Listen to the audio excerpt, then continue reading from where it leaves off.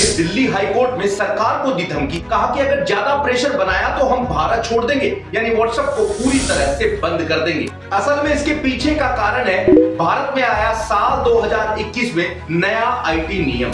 उसी के खिलाफ व्हाट्सएप कंपनी सुप्रीम कोर्ट चली गई थी। वहां से सुप्रीम कोर्ट ने इनके केस को ट्रांसफर करते हुए दिल्ली हाई कोर्ट भेज दिया और वहीं पर हुई दलील में ये सारी बातें सामने आई। क्या सही में सरकार कंपनी पर दबाव बना रही है, फिर कंपनी किसी भी नियम को मानना ही नहीं चाहती? बताएंगे आपको एक एक करके सारे पॉइंट। आप देख रहे हैं गोगिलियो। अगर इस वीडियो में दी गई जानकारी में आपको दम लगे तो चैनल को सब्सक्राइब कर हमारा साथ जरूर दे देना दोस्तों। तो चलिए शुरू करते हैं। तो सरकार के नए आईटी नियम के खिलाफ कंपनी ने कोर्ट में कुल 3 दलीलें दी।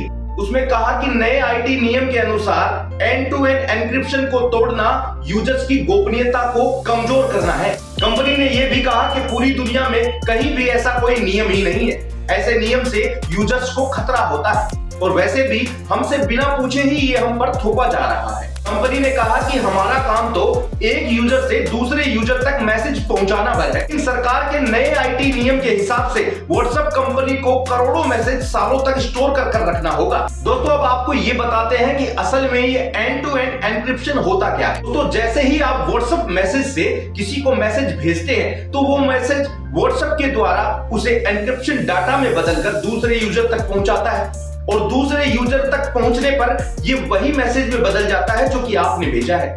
हालांकि कंपनी के पास तो सिर्फ एन्क्रिप्शन डाटा ही होता है और उससे कंपनी ये पता ही नहीं लगा सकती कि मैसेज में भेजा क्या जा रहा है। और सरकार का नया आईटी नियम ये कहता है कि इस डेटा को सेव किया जाए ताकि अधिकारियों को जरूरत पड़ने पर इसे उन तक शेयर भी किया जाए। असल में कंपनी के लिए बड़ा भारी घाटा तो यहीं पर है।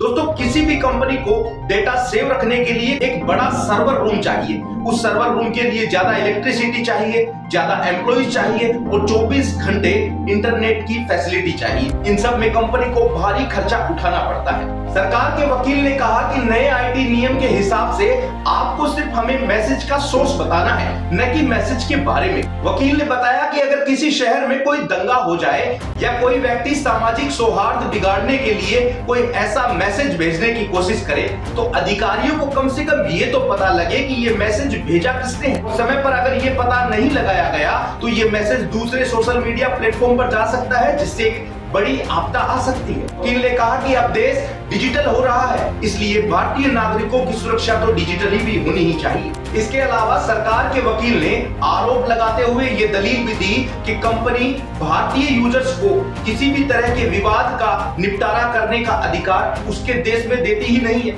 ये भी तो अधिकारों का हनन ही है। व्हाट्सएप और फेसबुक जैसी कंपनियां अपने बिजनेस के लिए, अपने कमर्शियल यूज के लिए यूजर्स का डेटा बेचती ही है, इसलिए कानूनी तौर पर तो ये बिल्कुल भी कह ही नहीं सकते कि ये यूजर्स की गोपनीयता की रक्षा करती है। खैर दिल्ली हाईकोर्ट ने 14 अगस्त तक का टाइम दिया है। साथ ही ये भी कहा है कि कोई बीच का रास्ता निकाले। दोस्तों वीडियो के अंत में चलते चलते आपको व्हाट्सएप के कुछ फैक्ट्स भी बता देते हैं। व्हाट्सएप को अमेरिका के ब्रायन और कुम ने साल 2009 में बनाया। 224 करोड़ से ज्यादा मंथली यूजर्स व्हाट्सएप के हैं। व्हाट्सएप भारत में साल 2010 में आया था। आज व्हाट्सएप के 70% यूजर इसका प्रतिदिन यूज करते हैं। एक डेटा ये भी बताता है कि 500 करोड़ से ज्यादा प्ले स्टोर पर डाउनलोड किया गया है और 200 करोड़ से ज्यादा एप्पल स्टोर पर व्हाट्सएप ऐप डाउनलोड किया गया है। और अगर इस डाटा को देखा जाए तो ये भी पता लगता है कि प्ले स्टोर पर व्हाट्सएप चौथे नंबर पर है, जो कि सबसे ज्यादा डाउनलोड हुई है। व्हाट्सएप की आसान सर्विस होने के कारण ये आज दुनिया भर के 180 देशों में काम कर रही है। चीन, ईरान, सीरिया, यूएई, उत्तर कोरिया और क्यूबा में व्हाट्सएप बैन है। अब ये जो वाला फैक्ट है दोस्तों, इसे जानकर तो शायद आप जरूर हैरान हो जाएंगे। दोस्तों इतनी बड़ी व्हाट्सएप कंपनी को चलाने में सिर्फ 55 इंजीनियर ही काम करते हैं। कि बढ़ती पॉपुलैरिटी को देखते हुए फेसबुक ने साल 2014 में 1.82 लाख करोड़ रुपए में इसे खरीद लिया। तो दोस्तों कैसी लगी ये सारी जानकारी कमेंट करके जरूर बताना और अगर हो सके तो चैनल को सब्सक्राइब भी करवा देना। तो फिर मिलेंगे एक और नई वीडियो के साथ। आप लगातार देखते रहिए।